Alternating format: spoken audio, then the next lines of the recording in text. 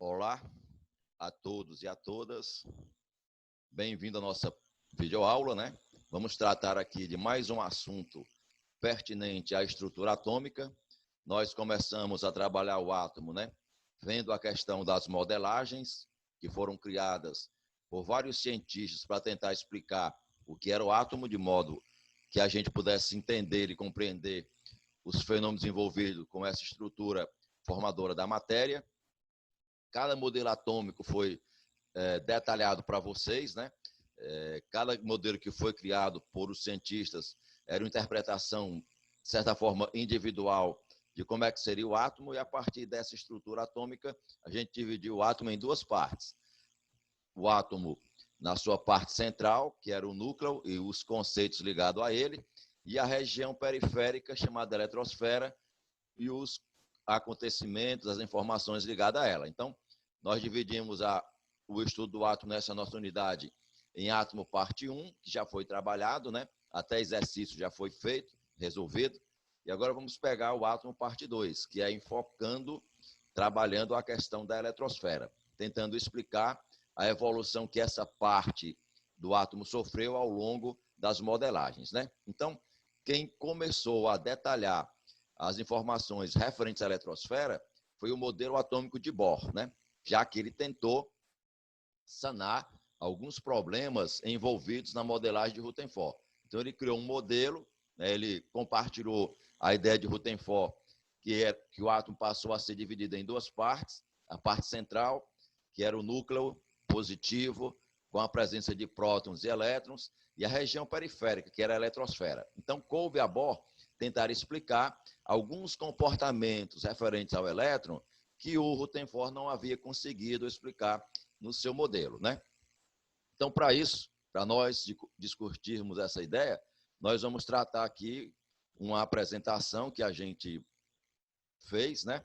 Para que nós possamos partilhar essas ideias juntamente com vocês, né? Então, está aí a nossa apresentação, né? Como sempre, destacando aí o nosso campus, né? Campus Fortaleza, Instituto Federal do Ceará, nossa disciplina, que é a Química 1, professor titular Marcos Vinícius, mais conhecido como Vinícius, e o átomo é o nosso alvo do estudo. Só que agora é a parte 2, né? Parte 3, né? Porque já tiveram duas videoaulas focando o átomo. Mas a partir de agora, nós vamos tratar do átomo vendo a sua eletrosfera e algumas explicações, algumas complementações que foram surgindo, trabalhado por vários cientistas, começando por Bohr. Aí veio Bohr, Sommerfeld, Schrödinger, né, que finalizou, por enquanto, a questão da eletrosfera no seu modelo orbital. Então, a forma mais atual de se tratar a eletrosfera é detalhando-a em termos de orbital. Cada nível é formado por vários subníveis. Esses subníveis apresentam uma certa quantidade de orbitais, cada um, e dentro de orbitais, os elétrons estarão lá naquela região, né, que passa a ser agora encarado como a região mais provável de se achar o átomo. Não se tem mais a certeza de achar o elétron dentro do átomo, lá nas órbitas, né, nos subníveis. Existe agora a concepção probabilística de uma região para se achar o elétron daquele átomo. Esta região foi chamada por Schrödinger, né, de orbital. Então, a partir de Schrödinger, surgiu o chamado modelo orbital, focado lá nas concepções, nas definições, nos estudos da física, principalmente da mecânica quântica, né? Então, tudo começou, na realidade, com os estudos, né, das luzes que eram emitidos por determinados corpos. Kirchhoff, né, conseguiu verificar que determinados materiais, quando eram aquecidos, corpos aquecidos, eles liberavam luminosidade. E essa luz, ao passar por determinados materiais, podiam ser decompostas, né? E a decomposição dessas radiações, dessas colorações, né, formavam espectros. E os espectros eram diferentes. Alguns eram espectros contínuos e outros eram espectros descontínuos. E coube a Bohr tentar explicar a distinção ou a formação dos chamados espectros descontínuos, né? Então, quando uma fonte emitia uma luz de coloração branca, e essa luz branca atravessava um determinado meio transparente, que depois foi chamado de um prisma, essa luz se decompunha em determinadas colorações, que na realidade cada coloração é uma radiação, né, que tem uma determinado comprimento. Então, as radiações, hoje nós sabemos que elas têm comprimentos de ondas diferentes. Radiações, na realidade, são ondas eletromagnéticas, né? E cada onda tem um certo comprimento. Alguns comprimentos de onda são percebidos, são captados pela nossa visão. Outras não. Por exemplo, ondas de rádio, ninguém consegue enxergar. Micro-ondas, infravermelhos, né? Raio-X, raio ultravioleta, nenhuma dessas radiações a gente consegue perceber com a nossa visão. Mas, no entanto, algumas radiações que definem determinadas colorações podem ser percebidas pela visão humana, porque depende do comprimento dessa radiação. Radiações com comprimentos que vão de 400 nanômetros, né, até 700, 720, podem ser captados pela visão humana. Acima disso, nós não conseguimos enxergar. Abaixo disto, também não conseguimos enxergar. Então, o que acontecia é que quando os corpos emitiam essas luminosidades, né, que elas transpassavam um meio transparente, você percebia espectros sendo formados de modos diferentes. Às vezes o espectro ele definia as cores bem perfeitas, né? Bem com a separação bem nítida. Esse tipo de espectro foi chamado de espectro contínuo. Eis aí um exemplo, né, de espectro contínuo. Quando a luz branca atravessa um prisma, ela se decompõe nos seus componentes, na cor vermelha, alaranjado, amarelo, verde, né? Todas essas colorações podem ser percebidas pela nossa visão. E é o interessante que quando essas radiações, né, batem nas superfícies dos corpos, algumas delas são absorvidas e outras não. Aquelas radiações que não são absorvidas são as cores que a gente consegue perceber, consegue captar. Como assim, Vinícius? Ora, se a luz, se uma radiação bate num corpo e ele expressa a cor vermelha, é porque aquele corpo, ao receber a luz, absorveu todas aquelas outras, a laranja, a amarela, a verde, a azul, mas não conseguiu absorver a cor vermelha. Então, a gente vê essa luz que ele não absorve, então reflete essa luminosidade de coloração vermelha e nós percebemos a cor vermelha para a superfície daquela substância ou daquele corpo. Da mesma forma, o azul, ele pode absorver todas as radiações, menos a azul. Aí você diz, a cor daquele corpo é azulado. Então, a cor do corpo se define por esse tipo de processamento, né? Algumas radiações são absorvidas, outras não. Essas radiações não absorvidas são captadas, então, pela nossa visão e nós temos a impressão daquele corpo. Agora, o que se percebeu ao longo do estudo dos materiais é que alguns materiais, quando eram aquecidos, né, e a luminosidade que eles emitiam, a radiação que eles emitiam, atravessava um prisma, eles não montavam um espectro semelhante ao espectro da luz branca. Não era um espectro contínuo, as luminosidades, as radiações, as colorações não eram divididas perfeitamente em faixas que você pudesse perceber cor por cor. Então, esses espectros que não tinham um funcionamento igual à decomposição da luz foram chamados de espectros descontínuos, né? E eram características de elementos químicos. Alguns elementos, quando eram aquecidos e emitiam radiações, e as radiações deles passavam por um prisma, eles sofriam também uma decomposição semelhante à luz branca, só que o espectro gerado pela decomposição da radiação deles eram totalmente diferentes daquelas percebidas quando a luz branca passava pelo prisma. Veja aí, ó, nessa ilustração que quando a luz branca passa pelo prisma, ela vai se decompondo nas várias cores formadoras da luz branca. Esse tipo de situação foi dado o nome de espectro contínuo. Às vezes, quando a luz emitida por determinada substância passa pelo prisma, você não vê as colorações tendo as divisões tão perfeitas como naquele espectro chamado de contínuo. Esse tipo de situação, quando não há uma divisão perfeita das cores, né, decompostas pelaquela radiação que passa pelo prisma, formam os chamados espectros descontínuos, né, que são características de cada átomo. Eles funcionam como uma forma de você tipificar ou identificar aquele átomo específico. Você aquece a substância que tem aquele átomo, ele emite a radiação passa por um prisma e cada átomo diferente vai ter um espectro descontínuo próprio dele. Aqui, por exemplo, do mercúrio, do lítio, né?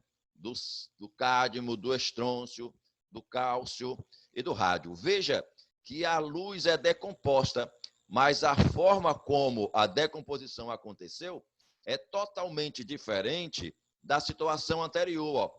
Na situação anterior, a decomposição é bem perfeita. Você vê a divisão e a formação das várias colorações formadoras daquela luminosidade que está atravessando o prisma. Aqui, nesta outra situação, também há uma decomposição, só que a luminosidade, as radiações que formavam aquela radiação que está sendo passada pelo prisma para sofrer a decomposição, é totalmente diferente da situação anterior.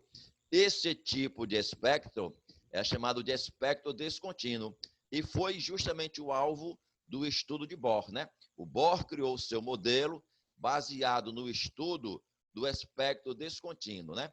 Que acontecia quando se aquecia um determinado corpo, ele emitia uma luminosidade, essa luz passava pelo prisma e era decomposta. Só que a decomposição dessa luminosidade, dessa luz, era totalmente diferente da decomposição que acontecia com a luz branca. A luz branca formava um espectro contínuo, as radiações, a luminosidade emitida pelos átomos quando aquecidos, né, que libera aquela luminosidade, a decomposição da radiação deles é totalmente diferenciada. As cores aparecem totalmente separadas uma das outras. Aí você diz, é um espectro descontínuo. E para cada átomo que a gente tem, há um espectro característico para ele. Funciona, de certa forma, como uma maneira de você identificar, para cada átomo diferente, um espectro próprio, aí do mercúrio, aí do lítio, etc, etc. Quer dizer, cada espectro descontínuo que aparece vinculado ao aquecimento daquela substância define uma espécie de impressão digital para aqueles átomos, né? É como se fora, na realidade, a maneira mais certa, né, mais precisa, mais coerente de você fazer a identificação das substâncias de cada átomo, porque para cada um espectro próprio, particular, só seu, vai ser emitido. Aí também há um exemplo, né, de vários espectros descontínuos que apareceram quando você aqueceu o hidrogênio, a radiação dele atravessou um prisma e foi decomposta. Veja a diferença, né, desse espectro para aquele que a gente viu associado à decomposição da luz. Esses espectros, chamados de descontínuos, servirão e ainda servem, né, num laboratório para fazer a tipificação ou a determinação ou a identificação do átomo, como você queira chamar, né? É a forma de você fazer a identificação, porque para cada átomo diferente, um espectro só seu. E foi o Bohr que explicou esse acontecimento aí que nós estamos ilustrando nessa figura. Então, baseado nessas observações experimentais, o Bohr lançou uma série de explicações referentes ao comportamento do elétron dentro da eletrosfera. E tais explicações foram chamados de postulados, né? Postulado é uma ideia, uma explicação de determinado fenômeno, de determinado acontecimento que um cientista lança que não é baseado em fatos experimentais. Eu não preciso comprovar isso aí experimentalmente, mas aquilo que eu estou lançando como ideia, a explicação que eu estou dando para determinado fenômeno tem que ter fundamentação científica, né? Não é palavras jogadas ao vento, é palavras que têm um sentido, que têm uma argumentação científica, baseado em teorias. Bohr lançou uma série de explicações para o comportamento do elétron. Ideias novas que foram surgindo, né, com o advento, com o avanço das informações que iam aparecendo. Teorias novas foram criadas, né, para tentar explicar o comportamento do elétron, e Bohr, então, pegou essas novas teorias e jogou para dentro do modelo de Rutherford para explicar o comportamento do elétron. E aí, essas explicações, esses postulados, na realidade, se configuraram como um novo modelo. E aquele modelo de Rutherford foi deixado de lado, porque ele foi complementado, ele foi melhorado pelas ideias de Bohr. Então, o de Rutherford ficou na história. O de Bohr melhorou aquela ideia estipulada por Rutherford. A grande contribuição do Rutherford foi perceber que o átomo, na realidade, podia ser divisível em regiões distintas, o núcleo e a eletrosfera. Mas ele não soube explicar de forma convincente, né? Porque, na realidade, não tinha ainda teoria para isso, o comportamento do elétron. Como a gente já falou, o modelo de Rutherford foi muito questionado pelos físicos clássicos. E ele não soube responder às perguntas que eles faziam, porque não havia ainda teoria, fundamentação científica para explicar o comportamento do elétron. Mas, com o passar do tempo, essas teorias foram surgindo e Bohr, então, teve a grande visão de pegar essas teorias e jogar para dentro do modelo dele e explicar o comportamento do elétron, coisa que Rutherford não havia feito de forma satisfatória. Então, Bohr lançou algumas ideias que são chamados postulados. O primeiro que a gente colocou aí é que os elétrons giram, né, em órbitas circulares, de modo a ter uma energia constante. Estas órbitas circulares de energia constante foi chamadas por Bohr de estado estacionário de energia. Hoje, essas regiões, né, são chamadas níveis de energia, também ditas camadas eletrônicas, porque em cada região dessa existe uma certa quantidade de elétrons orbitando, né, ali, vivendo ao redor do núcleo. Agora, cada elétron possuirá uma energia própria, que depende da camada ou do nível de energia que ele está. A quantidade de energia para cada camada é diferente. A quantidade de energia da primeira camada é diferente da segunda, que é diferente da terceira, e assim sucessivamente. O que a gente sabe é que, quanto mais próximo a camada estava do núcleo, menos energia. Quanto mais distante ela estivesse do núcleo, mais energia estaria lá contido naquela região e, consequentemente, os elétrons orbitando em órbitas circulares ao redor do núcleo com energia constante. Quando ele disse que eles estavam num estado estacionário de energia, ele sanou a grande problemática do modelo de Rutherford, que era os físicos discutir que a energia seria dissipada. Ele disse, não, o elétron vai ficar girando com a energia quantizada. A energia não vai aumentar nem diminuir, mas vai ser necessária e própria para o elétron ficar orbitando ao redor do núcleo, para que ele não seja atraído por ele e acabe destruindo a coroa nuclear, porque se destruir o núcleo, o átomo em si vai ser também destruído. Então, esse primeiro postulado explicou o comportamento do elétron orbitando dentro da eletrosfera. Ele propôs infinitas órbitas, né? Mas a gente conhece hoje pelo menos 7, que foram depois chamadas ou batizadas de camadas eletrônicas. A camada K, a L, a M, a N, a O, a P e a Q. Ok? São 7 camadas conhecidas, mas não esqueçamos, para Bohr, podia existir infinitas camadas ou infinitas órbitas ao redor do núcleo nas eletrosferas. E a gente colocou aí uma advertência, né? A energia do elétron aumenta à medida que ele se afasta do núcleo. Quanto mais distante do núcleo, mais energia ele vai precisar para dar a órbita completa, né? Para que ele possa ficar girando constantemente ao redor do núcleo na eletrosfera. Outro postulado, os elétrons se movimentam, aliás, os elétrons ao se movimentarem numa camada eletrônica, não absorvem nem emitem energia. É a questão do chamado estado estacionário, que eu já havia comentado, né? Então, eu já tinha até antecipado o segundo postulado. Os elétrons estão numa condição de energia constante, que foi dita, que foi chamada por Bohr de estado estacionário de energia.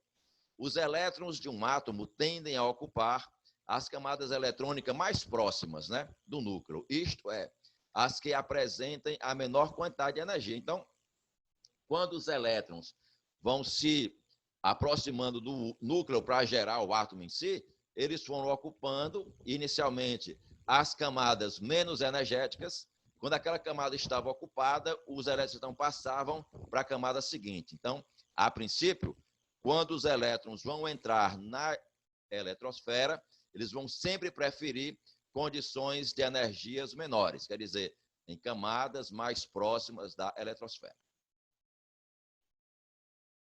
Um átomo está no estado fundamental quando os seus elétrons ocupam as camadas menos energéticas. É o que ele confirma no 4, o que ele disse no terceiro, né? Os elétrons vão se agrupando na eletrosfera nas camadas de menos energia.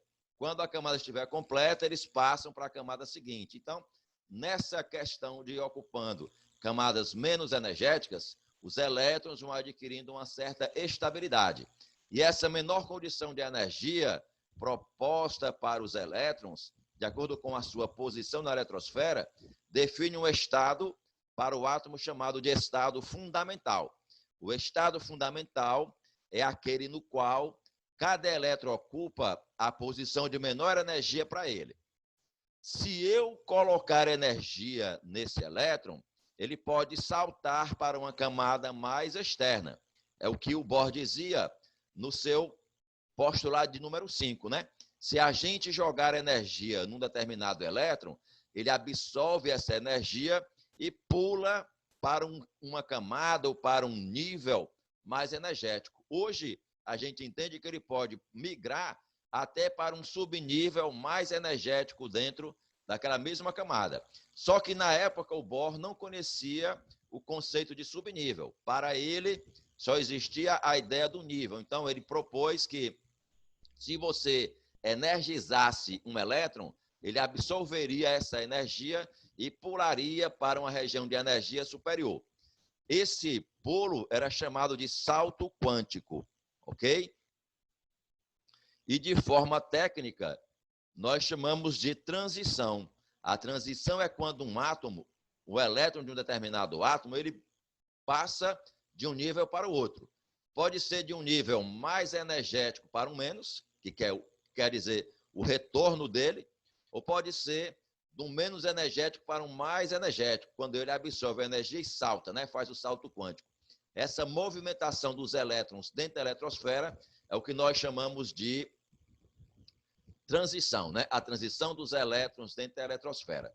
E essa transição para uma energia superior ou para um nível maior tem que ser por absorção de energia. O elétron absorve a energia, que pode ser na forma de luz, na forma de calor, e ele então se energiza e salta para uma posição mais energética. Aí ele está num estado chamado de ativado, energizado ou excitado. Quando o elétron absorve energia e muda de posição, o átomo como um todo passará a ser chamado de átomo no estado excitado, átomo no estado ativado ou átomo no estado energizado. Está aí uma figurazinha, ó, ilustrando esse fato, né? O elétron absorveu energia, que pode ser na forma de calor, na forma de radiação, de luz, né? Aí ele absorve, pula para a região de maior energia. Quando ele quiser voltar, é permitido. O elétron pode voltar para a camada original. Só que, quando ele volta, ele vai perder a energia absorvida. E essa energia vai ser liberada para fora do átomo.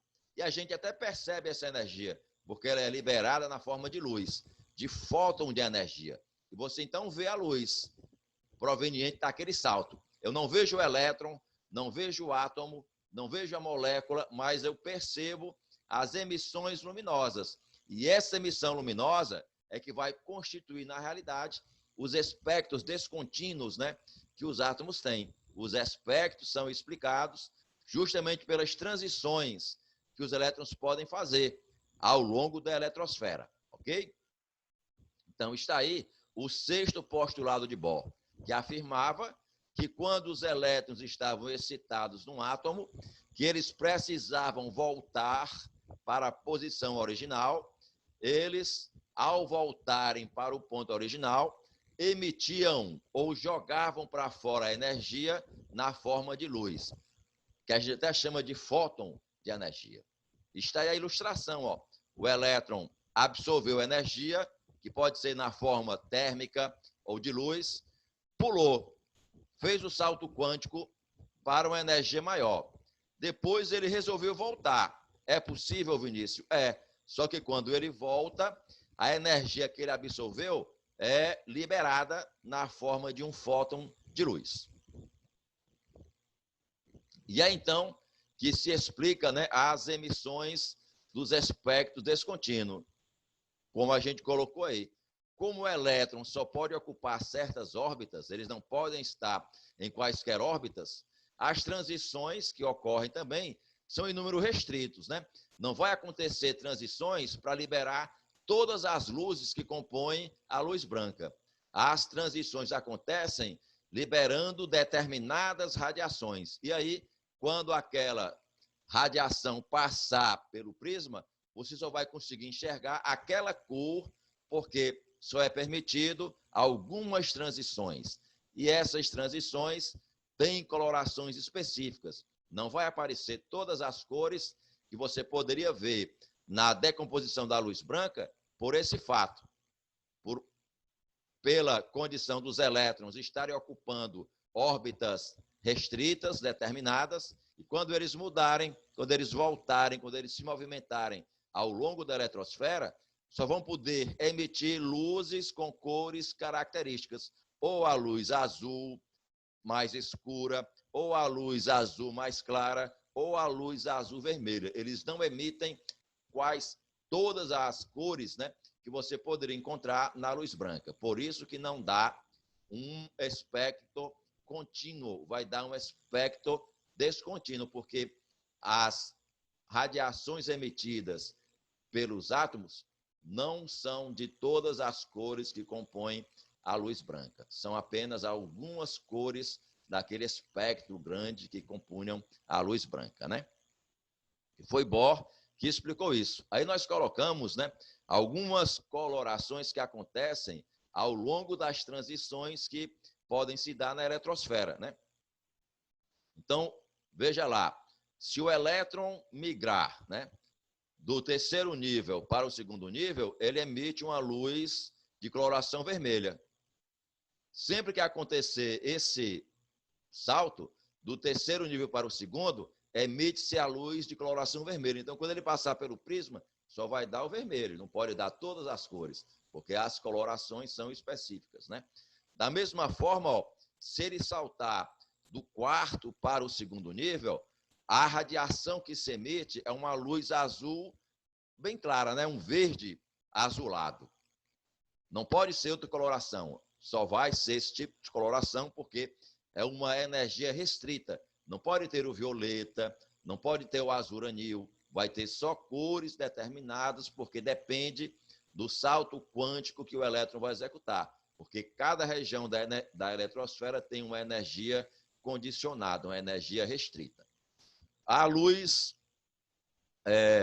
que pode surgir quando o elétron salta do quinto nível para o segundo nível. É uma cor azul, né? Um azulado aí meio arroxeado, né?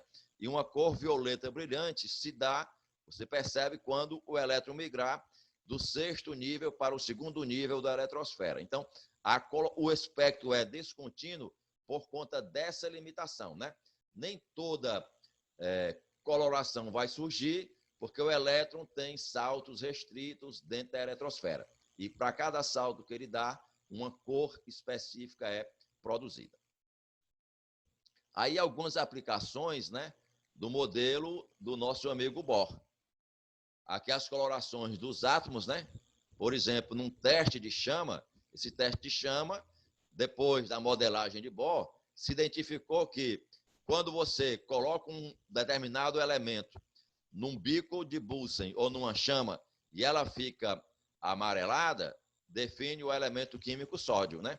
Violeta seria para o potássio, vermelho tijolo para o cálcio, né?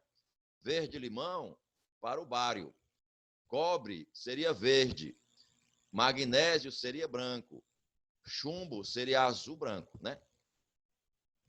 Então, para cada átomo você tem uma determinada coloração que você, levando um material desconhecido a um teste de chama e ele esboçar essa coloração quando estiver sendo queimado, você então faz a identificação do elemento, né? O teste de chama, ele serve para isso, para você experimentalmente, mesmo não vendo o elemento, mesmo não conhecendo, pela cor que vai dar ao ser colocado na chama, você tem a ideia de que elemento você está trabalhando, né? Como a gente colocou aí, para o potássio violeta, para o cálcio vermelho tijolo, etc, etc. E esse jogo, né, de cores pode ser utilizado, por exemplo, para aqueles shows pirotécnicos, né, com os fogos de artifício. Por exemplo, nos réveillons, né, nas festas de fim de ano, nas festas de São João, nas datas comemorativas que você solta os fogos e fica formando imagens coloridas no céu, aquelas imagens, aquelas colorações são devidas aos elementos químicos presentes nas misturas de pólvora que você tem lá. Você pega a pólvora, mistura com alguns sais de metais e quando há a explosão excita os elétrons dos metais e quando os elétrons voltam, eles emitem as cores aí que você vê naqueles shows pirotécnicos, né? Outro exemplo de aplicação do modelo de Bohr é nessas pulseirinhas, né, coloridas. Às vezes você bota uma pulseira para identificação numa festa, por exemplo, para tal setor.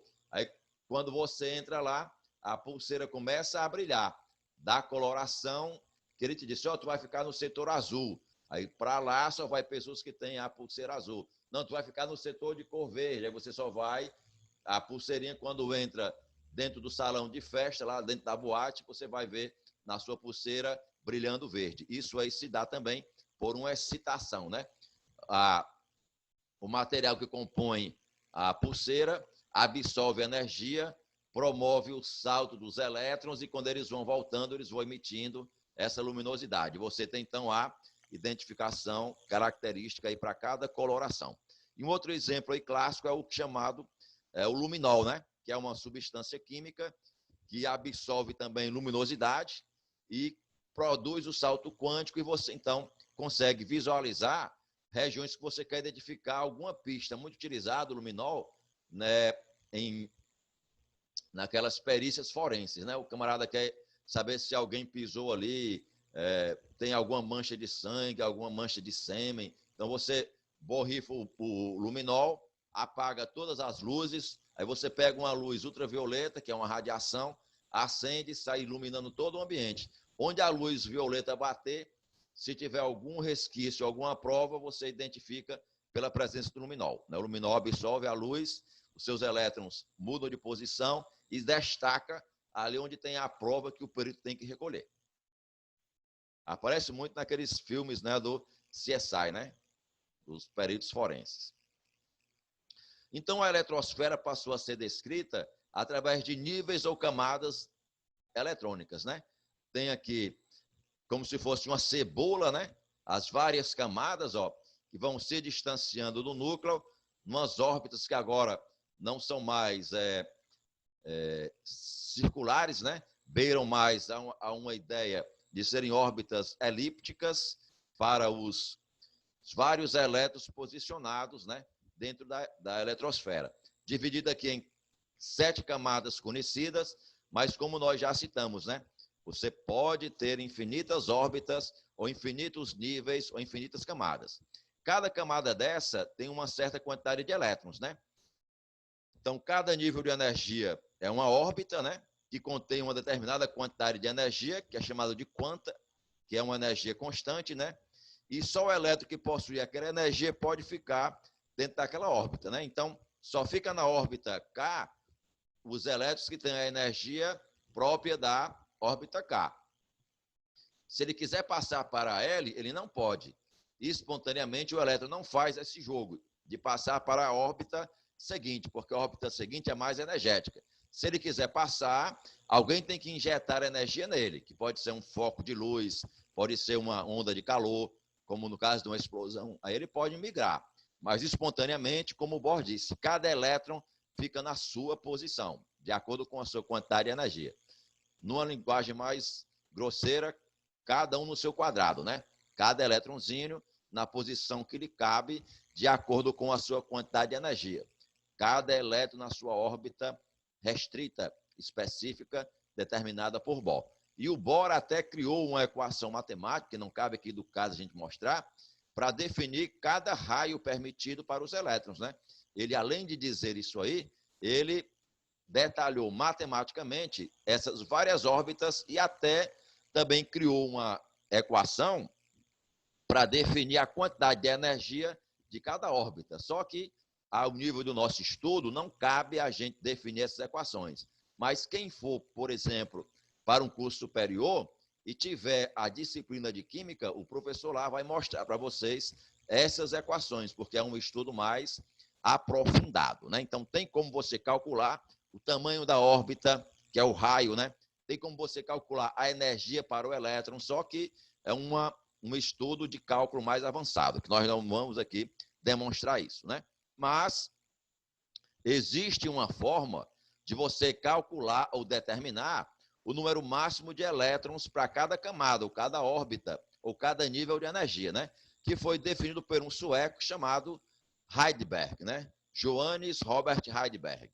Que está aqui a equação matemática que ele estabeleceu para determinar o número máximo de elétrons em cada órbita, né? Aqui a quantidade que a gente chama de teórica, que pode acontecer, e aqui a quantidade real que a gente encontra, né? Que você percebe que a partir do sexto nível, né, do quinto nível, essa quantidade não bate, né? A quantidade real que eu deveria encontrar pela equação de Heisenberg não corresponde com a quantidade que a gente encontra para os átomos na atualidade. Aqui é a quantidade que eu encontro para os átomos conhecidos. Aqui é a quantidade que poderia se encontrar na teoria. Então, se daqui a 10 anos você encontrar um átomo que tenha 40 elétrons na camada O, isso é possível. Não destrói a ideia de Heisenberg, né? Nem tampouco a concepção do Bohr. Se você encontrar mais tarde um átomo que tenha 50 elétrons na camada P, que é o sexto nível, isso é permitido, porque lá eu posso colocar até 72 elétrons. Então, aqui é a forma teórica de você encontrar a quantidade máxima de elétrons para cada camada ou cada nível, e aqui é o que a gente encontra na prática, né, para os átomos que eu tenho lá, distribuídos naquele grande quadro chamado tabela periódica. Ok, meus amigos? Dando sequência, nós aqui abordamos uma ideia mais elaborada da eletrosfera. Hoje, o entendimento é que, a partir da segunda órbita, eu posso encontrar desníveis de energia para os elétrons. A princípio, o Bohr dizia que todos os elétrons de um mesmo nível, como a gente já comentou, teria a mesma quantidade de energia.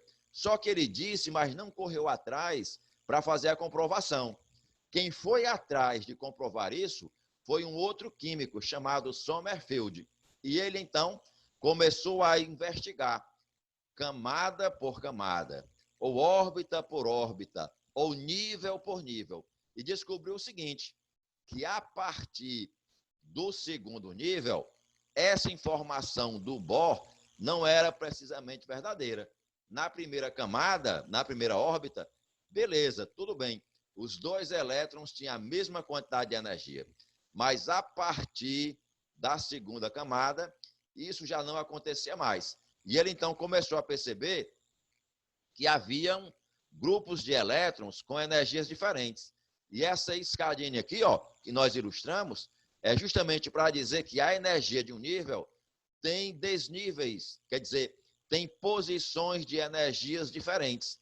Então, essas posições de energias diferentes foram definidos por Sommerfeld como a ideia dos subníveis ou subcamadas eletrônicas. Então, hoje a eletrosfera pode ser definida ou melhorada a partir da concepção dos subníveis. Então, existem os níveis e alguns níveis podem ser também descritos por determinados subníveis. E ele, então, estabeleceu vários subníveis, né? Subnível S, subnível P, subnível D e subnível F. De modo que, de acordo com a quantidade de elétrons na camada, você pode encontrar mais do que um subnível dentro do nível de energia. Como na camada K só tem 2 elétrons, eu só vou precisar de um subnível, que é o subnível S, desculpem. Já na camada L, como eu tenho 8 elétrons, eu vou precisar de 2 subníveis diferentes para descrever a energia desses elétrons. Então, eu tenho grupos de elétrons com energias diferentes. E para cada energia diferente, o Sommerfeld estabeleceu a ideia de um subnível. O subnível S e o subnível P. Tem 6 elétrons com energia maior do que os 2 que estão no subnível S. Já no M, na camada M, ou no terceiro nível, eu vou precisar de 3 subníveis para descrever esse nível da eletrosfera. De modo que eu vou ter o subnível S com 2 elétrons, o P com 6, o D com 10. E quando eu somar 2 do S, 6 do P, 10 do D, dá exatamente os 18 elétrons contidos neste nível de energia. O que ele quer dizer com isso, Vinícius?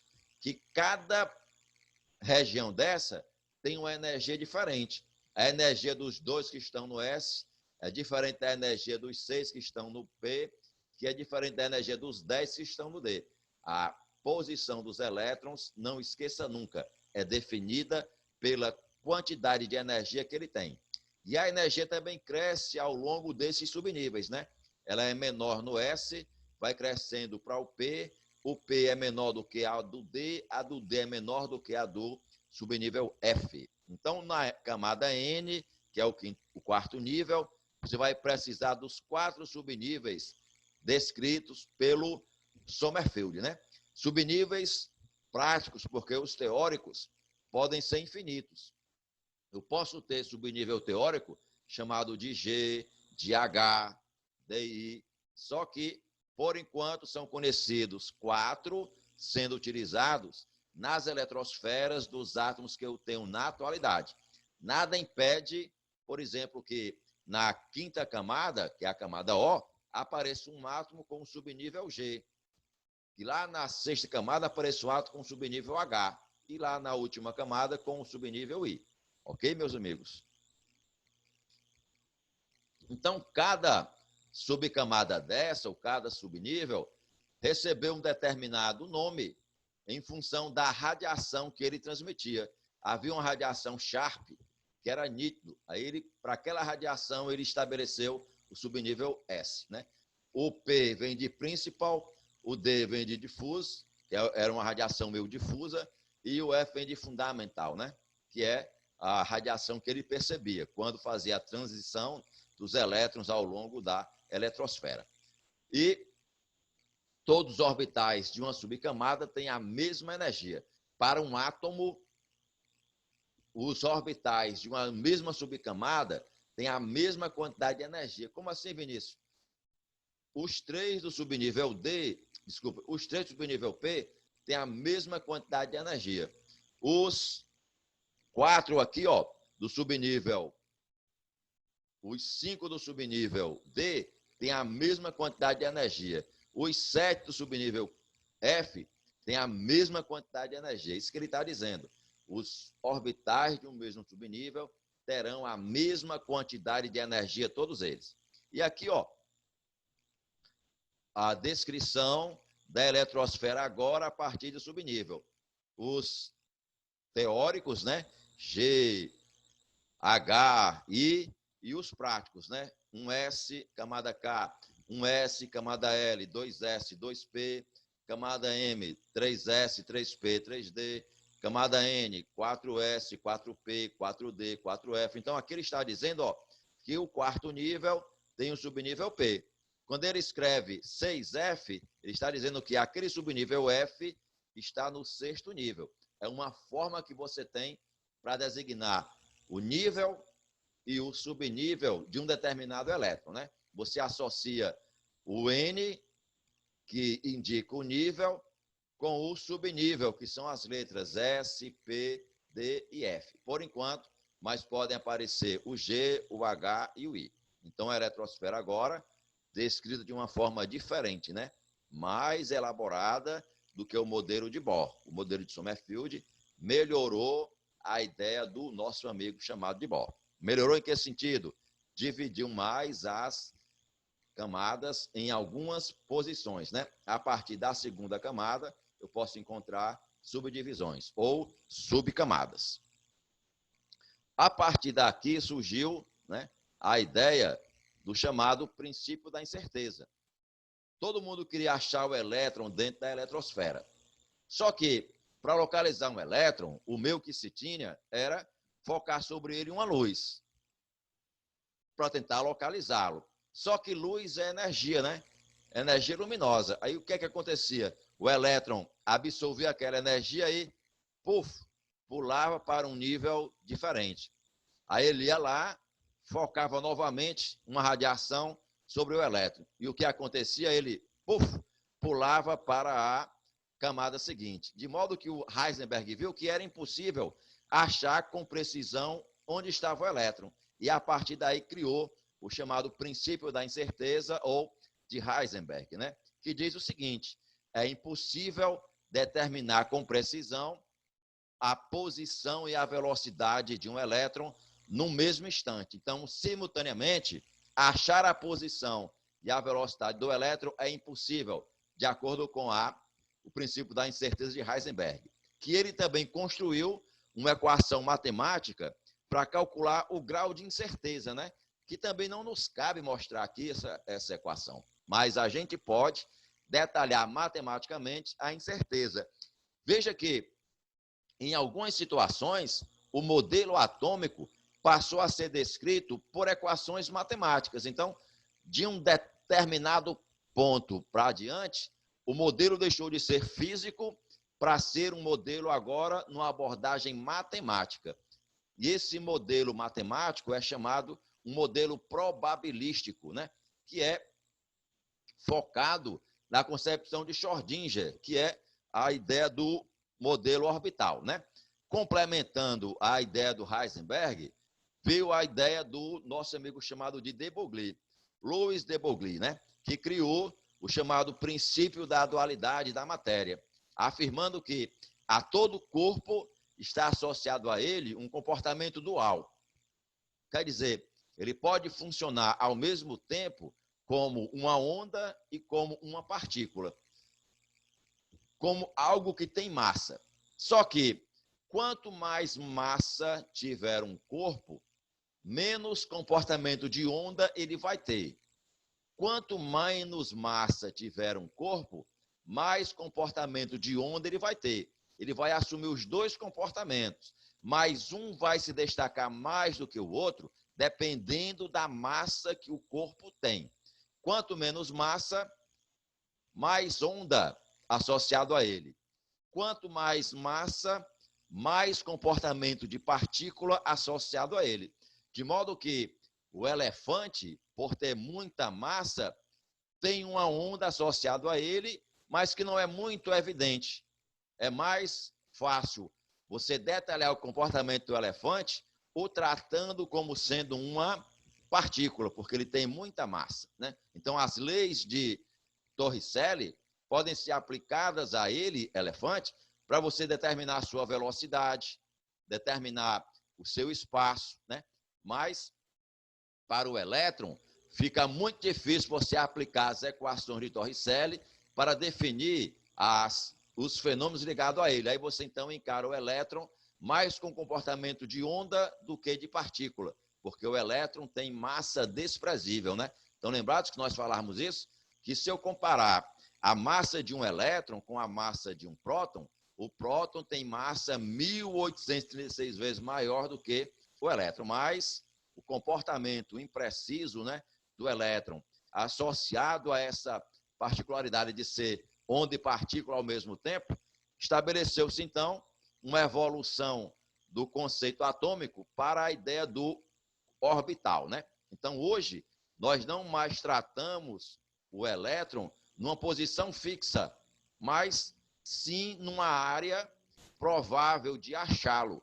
E essa área provável de achá-lo é chamado de orbital. Então, a gente fala, existe no átomo uma região onde é grande a probabilidade de achar o elétron ao redor do núcleo. E essa região é chamada de orbital. Quem definiu essa lógica foi um cidadão chamado Erwin Schrödinger, que foi que criou esse modelo orbital, ou conceito de orbital. E veja que a dedução dele é um conceito matemático. Olha o tamanhozão da equação que o Schrödinger criou para definir as ondas, né, associadas ao elétron. É lógico que tu não vais resolver essa equação, né?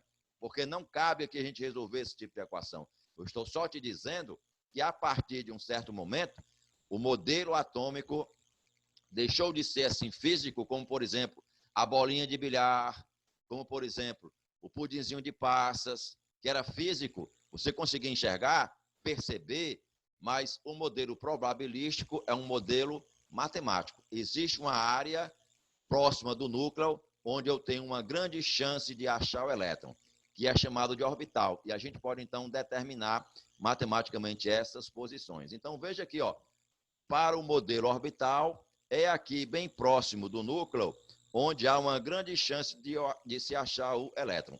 E resolvendo essa equação aqui, surgiram uma série de números, né, de códigos matemáticos, que o Schrödinger chamou de números quânticos, que nós vamos estudar posteriormente, né? A ideia dos números quânticos, ok? Então, vamos deixar a ideia dos números quânticos para trabalhar posteriormente, meus amigos, porque a partir de agora a gente encerra a nossa videoaula por aqui, né? Desejando a vocês que tenham entendido esses conceitos, mas se não entenderam, você pode assistir essa videoaula várias vezes, né? Quantas forem necessários, para você captar as ideias, para você ler e entender aquele referencial teórico, associe a leitura a assistindo às aulas, né? Se quiser, pode procurar também outras videoaulas de outros professores na internet. Não fique limitado nas suas informações, ok, meus amigos? Então, vou encerrar o nosso compartilhamento e, consequentemente, encerrar também aí a nossa videoaula e já convidando vocês para a próxima aula, ok, meus amigos? Até mais.